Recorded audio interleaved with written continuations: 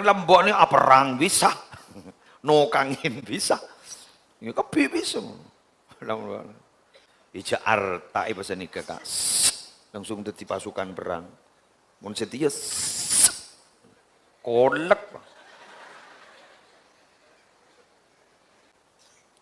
Saya dari barin acara taki kalau pai. Sahab, gembira apa di? Paringi sarang Ki Wahab Hasbullah.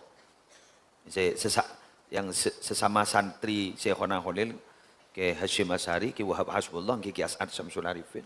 Apa gembira apa di? Ini kajian yang nudri ketepel. Langsung tuh bom itu. Oh. Jadi bom. Cak bom lambak jangan Nabi keker pahita bui ban kiai ko. Semangka langsung tuh semangka. Oh, mun mungkin coba ambian ngala mercon letek sini gini loh. Sahabat cepat deh. Pas sholat panguca rokok. Pulang tok ben sekusen. Kita itu dulu kan perang itu kan, alutista perangnya itu kan enggak ada dulu. Cakun bambu runcing. Allahu Akbar, ngakui bambu runcing lu tadi. Menang. Cek tembak selang bejendar de apa? Jujur yang lembok lapar nih. Lapar. Awirit tambu, sebul nasor, sebul bahar kepiwat. Hisip. Makin. Soalnya kon ya letedung.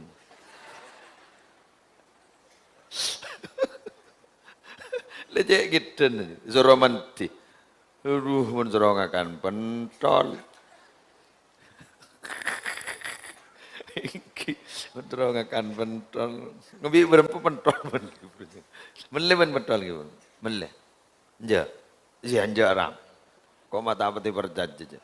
Tinggal mun laki ane tak pati kebunga aja benereng sawal jual lo. Cek guna asep-sap dan asep-sap. Ngabes tamen le jan mun laki anu. Mun bini an santri bini kon war pokok jan ring wal jual bulan kepi pada saya beli. Mun laki an guna asep-sap. Kunit atanya jan kan berem prenome gua. Kun atanya melon. Mele tak mele jan. Aduh tahu tapi ngidem melon. Alhamdulillah. Takok ngangkui ilmu na zemil lu katanya. Zemil TikTok ro. Terus kapawan ng kiai ni patompas. Nak kana soro kana jadi pawan kiai. Tanya ki, "Mas soro kana men dua rapat ko." Ja ilmu ni bagi boleh kun pawan ko. Alhamdulillah. Lala tedung boleh. Matamu dikit. Jaga ikan nak tak mimpi Nabi. Mimpi apa macam gitu? Benih mimpi tumpah apa sahabat dia.